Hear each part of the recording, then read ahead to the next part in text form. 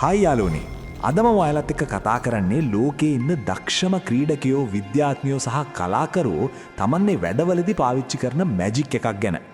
ඔයාලට කවදා හරි වෙලා තියෙනවද මොකක් හරි වැඩක් කරද්දී කාලය යනවා තේරෙන්නෙම නැතුව අවට සිද්ධ වෙන කිසිම දෙයක් ඇහෙන්නේවත් නැතුව ඒ වෙඩේටම ඔයා හුඟක්ම ඇතුළු වුණු වෙලාවක්. අන්න ඒ තත්වයට තමයි මනෝවිද්‍යාවේදී ෆ්ලෝ ස්ටේට් එක එහෙම නැත්නම් ඉන් ද zone කියලා කියන්නේ. අද අපූර්ව ලෝකයේ වීඩියෝ එකකින් අපි බලමු ඔයාගේ දවසේ පැය 8ක වැඩ කොටසක් ඊටාම උසස් විදිහට පැය 2කින් ඉවර කරන්න පුළුවන් මේ ෆ්ලෝ ස්ටේට් එකට විනාඩි 20ක් ඇතුළත යන්නේ කොහොමද කියලා.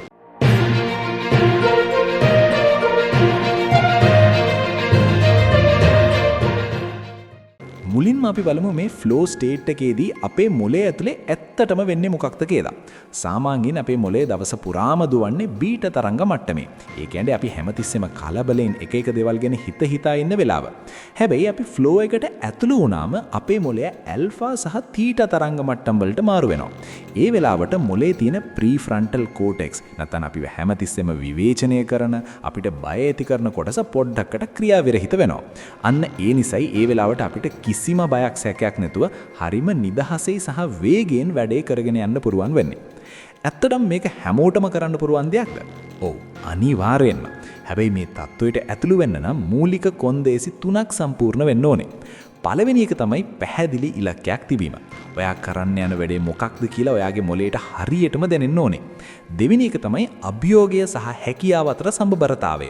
ඒ කියන්නේ ඔයා කරන වැඩේ වලට ඕනෑවට වඩා ලෙහෙසි වෙන්නත් බෑ. එතකොට කම්මැලි, ඕනෑවට වඩා අමාරු වෙන්නත් බෑ. එතකොට බය හිතෙනවා.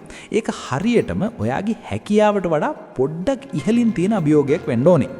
තුන්වෙනි එක තමයි ක්ෂණික ප්‍රතිචාර, immediate feedback. ඒ කියන්නේ ඔයා කරන වැඩේ ප්‍රතිඵලය ඔයාට ඒ වෙලාවෙම දැනෙන්න ඕනේ.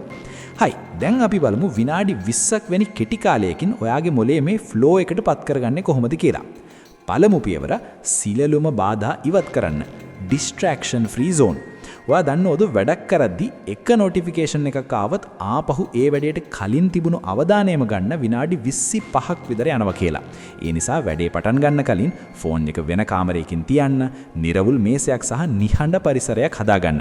මේක තමයි අමාරුම පියවර, හැබැයි වැදගත්ම පියවර. දෙවෙනි පියවර තමයි විනාඩි 20 කටයුත්ත. මුල් විනාඩි 20 තමයි ස්ට්‍රගල් ෆේස් එක. මේ වෙලාවේදී ඔයාගේ මොළේ කියනවා මේක කරන්න එපා, ෆෝන් එක බලමු, කම්මැලි කියලා. ඔයා කළ යුත්තේ ඒ විනාඩි 20 කොහොම හරි ඉවසගෙන ඒ වැඩේ විතරක් කරන එකයි. ඒ විනාඩි 20 පහ වුණාම මොළය ඉබේම ෆ්ලෝ එකට මාරු වෙන්න පටන් ගන්නවා. තුන්වෙනි පියවර මොළයට සිග්නල් එකක් දෙන්න. හැමදාම වැඩේ පටන් ගන්න කලින් එකම සින්දුවක් අහන්න. නැත්නම් එකම විදිහේ තේ එකක් බොන්න. එතකොට කාලයක් යද්දි ඔයා ඒ දේ කරපු ගමන් මොළේ දන්නව හරි. දැන් තමයි වැඩ කරන්න වෙලාව කියලා. ඒක හරියට මොළයට දෙන රහස් කෝඩ් එකක් වගේ. මේ ෆ්ලෝ ස්ටේට් එකෙන් වැඩ කරන එකේ තියෙන ලොකුම වාසිය තමයි වැඩේ ඉවර වුණාම ඔයාට දැනෙන අති විශාල තෘප්තිය.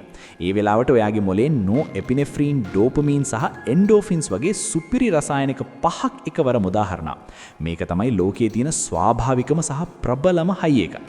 මේ විදිහට වැඩ කරන්න පුරුදු වුණාම ඔයාගේ නිර්මාණශීලීත්වය 100%කින් විතර වැඩි වෙනවා කියලා පරීක්ෂණ වලින් හොයාගෙන තියෙනවා. ඉතින් යාගොනේ අද ඉඳන් ඔයා කරන්න යන වැදගත්ම වැඩේට මේ ෆ්ලෝ ස්ටේට් එක පාවිච්චි කරලා බලන්න. ඔයා අත්දකින ඒ වෙනස ගැන මට පහලින් කමෙන්ට් කරන්න. මේ වීඩියෝ එකෙන් ඔයාට අලුත් දෙයක් ලැබුණා නම් යාළුවෙකුටත් බලන්න ෂෙයා කරන්න. අපේ අපූර්ව ලෝකයේ channel එක subscribe කරන්නත් අමතක කරන්න එපා. ඔයාගේ දවසේ ජය ගන්න මේ ෆ්ලෝ එක උදව් වෙයි කියලා මම විශ්වාස කරනවා. හැමෝටම සුබ දවසක්.